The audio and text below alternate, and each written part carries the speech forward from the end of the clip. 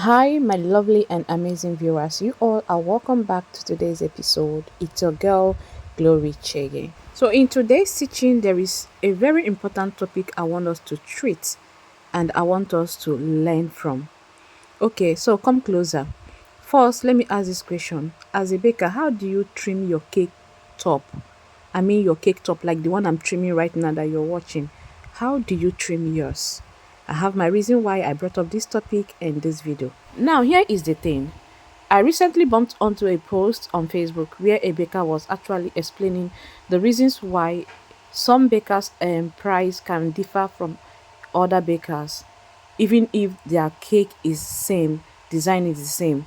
So after all the reasons, she also added that the height as well matter. So immediately I saw when she stated the height of the cake matters.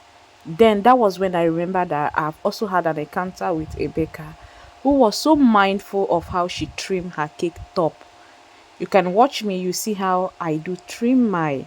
This is how I have been doing mine for years. I go through the ring, like the bottom ring of that cake top, to start trimming.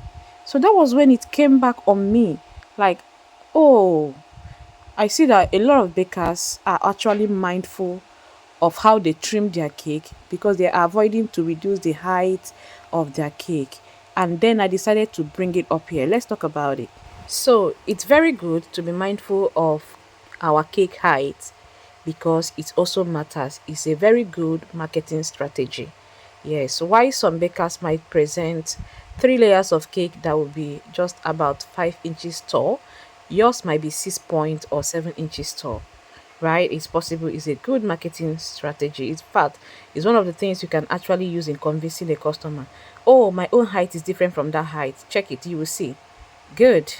The customer will just nod and said, okay, fine. So while we are also strategizing on height, then let's come about it again. Now, here is the reason why I make sure I trim my cake top very well. Make sure it's on a very level ground. Now, listen, this is mainly for fondant covering, okay?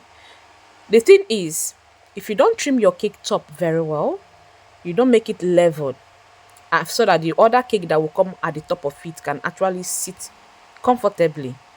What happens is after wrapping up your cake with fondant, each layer starts indicating through the fondant. I don't know how many people understand what I'm saying. After wrapping up your cake in fondant, each layer will indicate. In fact, if you happen to crumb coat your cake with too much buttercream, it becomes worse because the linings bulges out. It bulges out. So to avoid such occurrence, you make sure you cut and level your cake so that each layer that comes on top will balance and will sit comfortably. There will be no height, like there will not be anything, any bridge to indicate the linings of your layers. I know you all understand what I mean now. I have made that mistake on several occasions before, way back, and I stopped making it. Now, to avoid having a lower height of cake, like I said, the height of our cakes matters.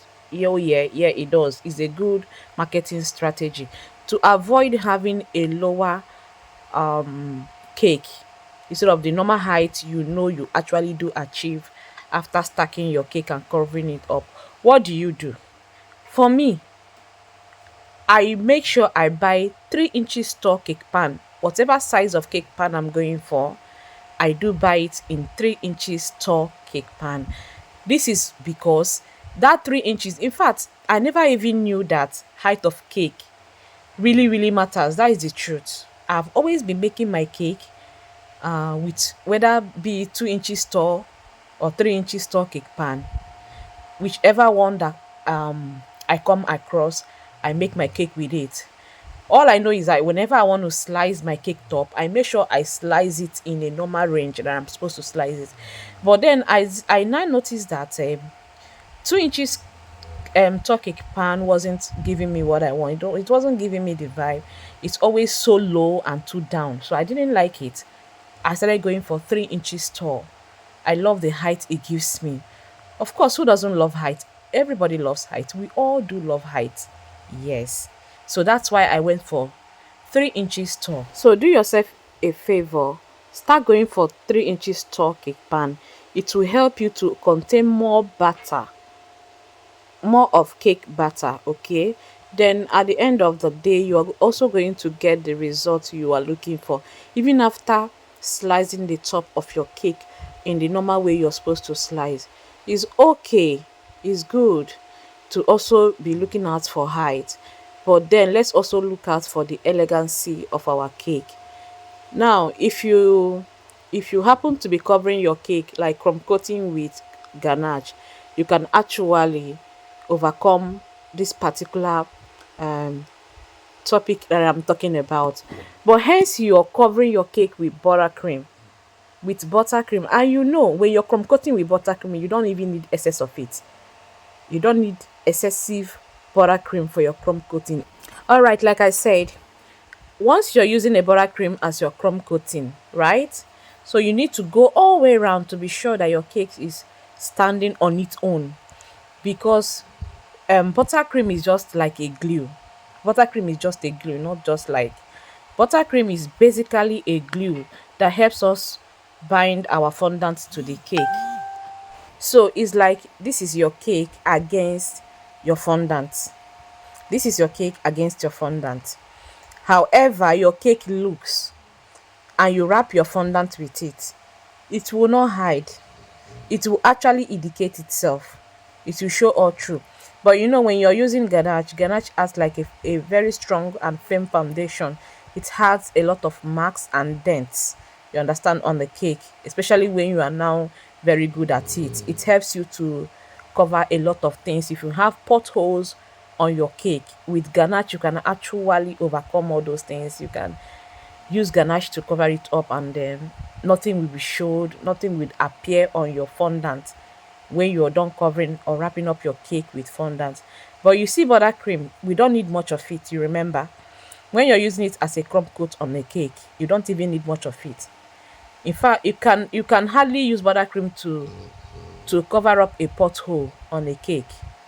You cannot really do that, because the more fondant, the more buttercream you add, it doesn't harden up. It will still be that soft. And so when you wrap up your cake with it is very possible that it will indicate that particular place. Yes. So me, I would like to hear from you guys.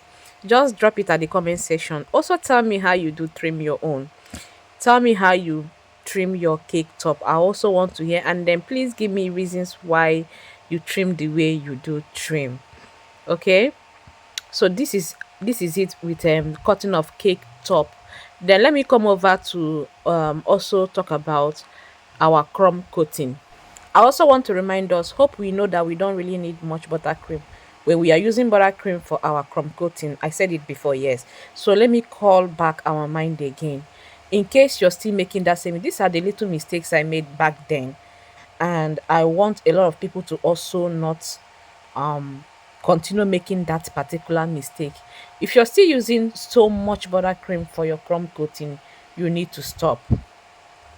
Okay, when you're wrapping up your fondant, it actually starts messing up your fondant when it's much. This buttercream doesn't dry up. Like I said, it's just a glue. It helps us bind our fondant to our cake. Yes, so not just a glue, it also adds its own extra sweetness to the cake. That is the pure truth. It adds extra sweetness. Buttercream have oil and the sweetness, sugar, the flavor we added to it. Of course, those things are going into our cake while we apply it as a crumb coat. It's also having contact with our cake. But there and then, why we are using it for our crumb coating. Okay, my fondant cake designers, this one is for you guys. Why we are using it for our crumb coating, be also mindful of the amount you're adding up to it, so that it doesn't mess up your cake when you are trying to actually wrap your fondant around it. I made these mistakes on several for several years. Yes, I made this particular mistake. So don't make that mistake. What you need is just a little amount of buttercream. It saves you a lot of stress when you want to wrap up your fondant. One. Two, it also helps your fondant not to sweat. So it helps your fondant not to sweat after wrapping it around your cake. You saw when I added cake crumbs to my buttercream. Yes, in case you don't know, but I know a lot of us now know the importance of cake crumbs in our buttercream for crumb coating. It helps to absorb moisture. In that way, when you wrap up your fondant cake, it hardly sweats. In fact, it might not sweat, except your fondant recipe is not good or great.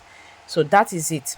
All right, my beautiful people, I believe that this video have helped some few persons. All right, we learn every day, like I always say. Even myself, I learn every day. We don't know it all, so I believe that this video will actually help the little way it can and improve your cake designing and decorating. So if you have watched to this extent, what are you still waiting for? If you have not subscribed to this channel, please subscribe. This is the little way you can actually support me and keep me going, to keep me bringing updates for you people. Please subscribe, leave me a kind comment. I'm waiting for your comments, please. And also like this video as well and share it out. God bless you all if you always do this for me, and I love you guys. More update is on the way. All right, we've come to the end of today's teaching, today's episode, and today's tutorial. See you in my next video. Bye.